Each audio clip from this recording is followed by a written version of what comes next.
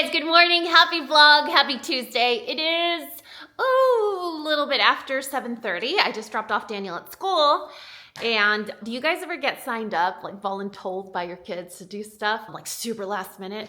Or like they told you with plenty of notice, but then you forgot and then they spring it on you last minute and then you kind of scramble? So our afternoon yesterday was just running around trying to gather teachers' favorite things for teacher appreciation. So basically what we've done is like a little basket. I showed you guys this concept when we went to that baseball game with my friend Connie. So basically it's a $6 bin from Target that they can use at their home, in their pantry, in their classroom once they're done with it. And then I like to put 2 of their favorite snacks, which they provide for you at the beginning of the school year, like a list. So we're throwing in like 2 snacks for each teacher, an Amazon gift card. I know when you're a teacher, one of the things that you need the most is resources, and it's not uncommon to have a lack of resources.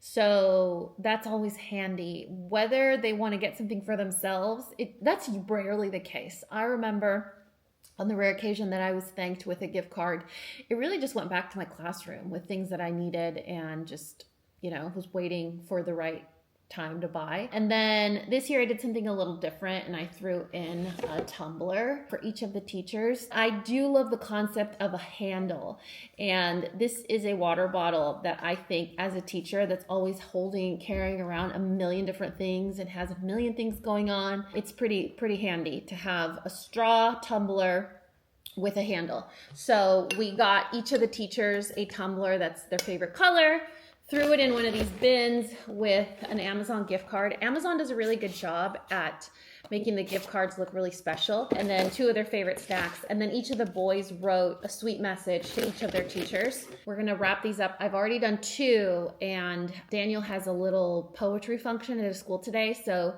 when I go watch him read his poetry, I'll drop off the 2 for his teachers. And then Mateo's gonna take 1 this morning and then 2 tomorrow. He actually has, I think, 6 teachers, maybe 7. But I told him, like, you got to pick your 2 favorites because, like, we're not Monopoly Man. You know what I mean? In the past, Dad has done this, but it's very like candles and a mug. And I'm like, bro, Mother's Day is on Sunday. Teacher appreciation is this week. We do not want a candle or a mug. Like, we really don't. I know it's cool. Like, there's this mug all over social media right now that I really want, but it's the first time in a long time that I'm like, I could really use that mug. It's like, it has like a hidden message. It's hilarious. I'll try and find it and link it to tell you guys what it says, because there's always a recorder parrot macaw in my house, but it's super cute.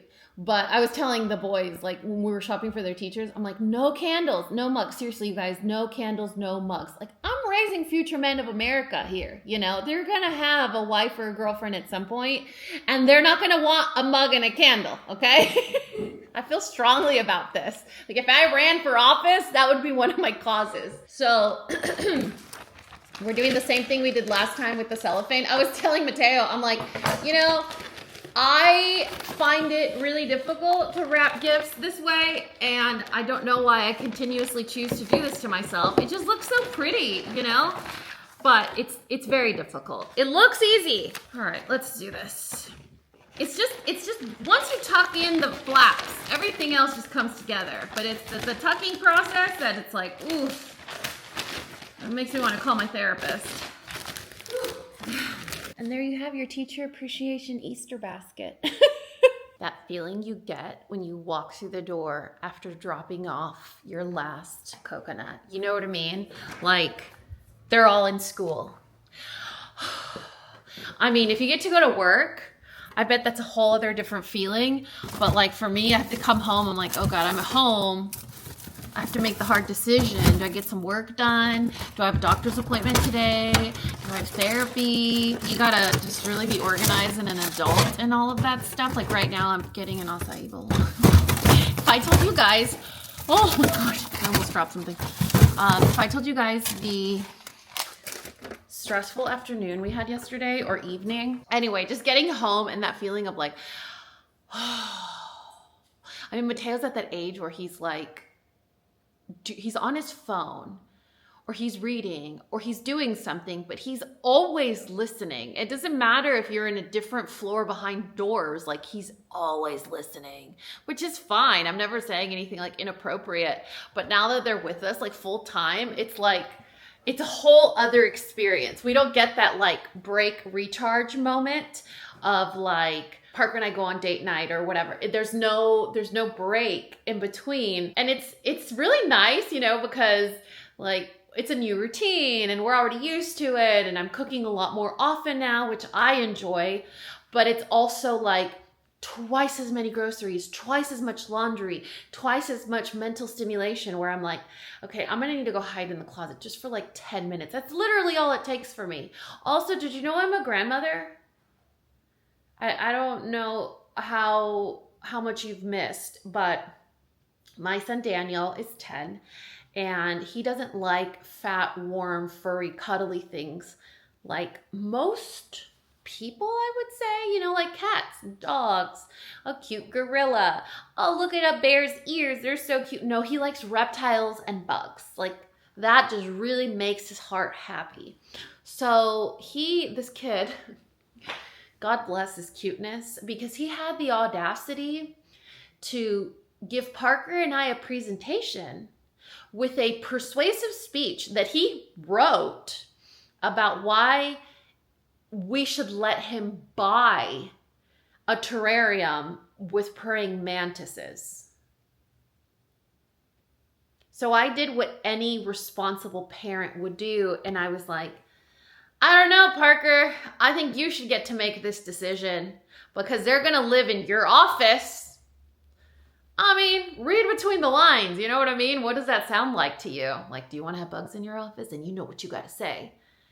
You know what he said? He was like, I would love to have praying mantises in my office. I don't know if you're going to be able to really get the full effect of what's going on here. So we ordered praying mantis. We ordered a praying mantis. The goal was he was going to get to use the money he saved up to buy a praying mantis. Now, when you order them, they send you 2 in case one dies in transit. I don't know what kind of great day the employee was having of where we ordered these, because they sent him 4 and they all survived transit. So now we have a terrarium with 4 praying mantises. There's one right there on top of that little thing that looks like hay or straw. There's one up there at the very top of the branch. There's that one that you can see very clearly. And then there's this guy. He's kind of the runt. I'm pretty sure something's wrong with him, like his legs are broken or something, because he likes to stay at the bottom. And the 3 other ones have already molted, I think it's called, like where they grow out of their skin and they get bigger. They've doubled in size. This guy's exactly the same, but I've seen him eat and I see him move. He just doesn't move a lot, and he doesn't move like the rest of them. The other 3 do kind of like this, like back and forth swaying, and their legs are always spread apart like that. You see how they're like straddling almost? This guy's legs are like in weird directions. I don't know. I'm worried that he's not thriving because he can't move around as well as the others. But if we can get him to molt, then he can grow and maybe he can get better legs. I don't know. Here's the thing, you guys. Like, I'm obviously having not the best day. I didn't even brush my hair today. I showered at like 5 in the morning. When Parker's not here, like, I don't know how to act. I went to bed super late. Usually I'm zonked out by like 9 o'clock. I couldn't go to sleep. I was awake until like 11:30. I woke up at 5. I showered. I didn't brush my hair. I look like trash. My eyes are red. So here's the thing. Given the emotional climate right now with what's going on and how stressed I've been, and just, you know, it's been a hard time for all of us. And now I have to worry about my grandkids, you know? I was really, and I have to say this, and you know, maybe at some point Daniel may watch this video. I'm not concerned that it'll hurt his feelings. I was really anti-bug. Like I did not want any part of this. I think it's very unnatural when I'm paying an exterminator $60 a month to come and make sure that there's no bugs in my house, inside or out. And now I'm like voluntarily bringing bugs into my house and worrying about them. Like the one with the little broken legs, you know? And did you know they have to eat live bugs? Yeah. So when we ordered this kit, it was the praying mantis ultimate kit. It came with like a terrarium made out of mesh, and it had these stupid sticks. Like, have you guys ever seen those collapsible hampers that look almost like car window shades? Okay, that's exactly the terrarium they sent us. It was like a mesh terrarium for them. It was black. It was like stupid. So Parker and Daniel are like best friends now. They're like bug besties. And they upgraded their establishment to this one so that we could all enjoy watching them better. When they sent us the praying mantises, they sent us this. This is a fruit fly culture. Actually, I should probably show you, right? This is what it is. No, it's like moldy, and there's like larvae and maggots and stuff in there. This was full of fruit flies. And then from Sunday we fed them on Sunday. What was yesterday? Monday? We fed them on Saturday. And they were supposed to eat yesterday. When Daniel came home from school, we always feed them around dinner time, every 2 days. Daniel came home from school. He said, Mom, can you help me feed them? Because I have to help him feed them. And so I said, yeah. And we pick up our tub, and they're all dead. They've all died. All of them are dead.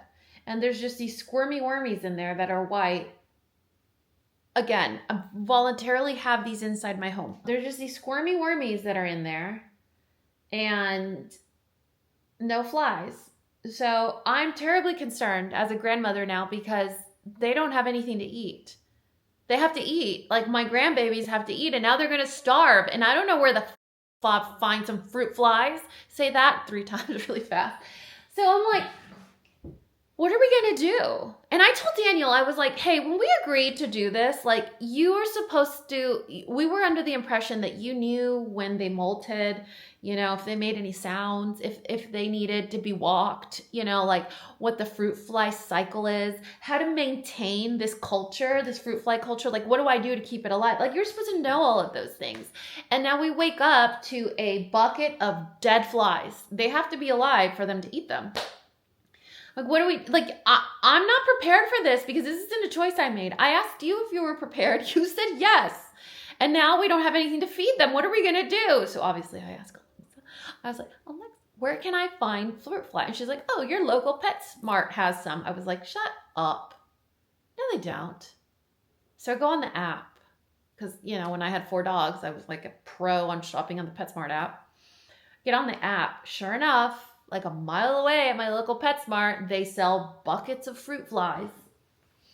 So don't worry, my grandbabies are alive because I went to the store and found a bucket of fruit. Do you see them moving? I know. Listen, if your best friend on the internet has to do this in real life, you can survive just looking at them through your screen, okay? I need some sympathy right now. You know, honestly, like I'm touching this container and it feels cold. Like it's chilly. Oh, I just touched my face to it. Don't they have to have like a certain amount of warmth? Isn't that one of those things where like in order for things like this to thrive, they need moisture, warmth, and food? They have food. All that blue stuff I think is their food, but I'm concerned. I'm concerned that this is not sustainable. Like I can't be stressed out about my grandkids dying because I can't feed them enough bugs. I know that there may be one of you out there, out of like the 50 of you that watch, there has to be one of you that can help me with this, that can help me understand the fruit fly cycle. Maybe if I need to put something in there to encourage them to not all die at the same time. This morning, I had to go on an expedition to remove fungus. I didn't choose this life. You know, this wasn't part of my path. There's a lot of things that I did not predetermine for myself that I'm comfortable when I get surprised with it. This is not one of them. But it's kind of interesting to me how I can go from being super anti-bug to now I wake up and I'm concerned about these little bugs that live in my house. But the other thing that I will say is if something were to happen and maybe, you know, like one of them doesn't make it, I don't think I'll be upset. I don't think, do you want to see my last minute? You know, it's really hard. It's hard to do everything. It really is. It's hard to do everything. And now I have to do it, like actually do it full time. I'm very embarrassed that I ever complained. Like I'm mortified that I ever complained about like, I'm tired. How does everybody do it? It's like, not everybody's divorced. So anyway, it is Tuesday. I'm gonna eat breakfast. I have a lot of work to do, like a lot of work to do. I'm super behind and it's all gonna get cut in half and interrupted when I have to jet over to Daniel's school to hear him read some poetry. He gave me a sneak peek at his poetry yesterday. That kid is deep. He's a little dark too. Like I don't remember having thoughts like those when I was 10. So I'm very looking forward to it, but I don't know if something's there. You know what I mean? Like, thank God for therapists. Thank God. God bless therapists and teachers. That's all I'm going to say for now. You know, like I need to like talk myself back down from like my bug crisis.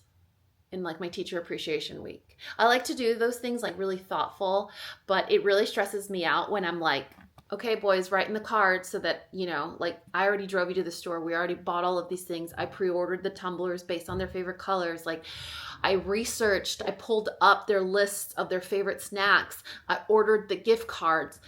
You know, I'm doing the wrapping and all I'm asking you guys to do is write in the cards. And you didn't do it yesterday when I asked you. So now we're rushing in the morning because they still have to get ready for school and go to school because they want to take them today. And it's like,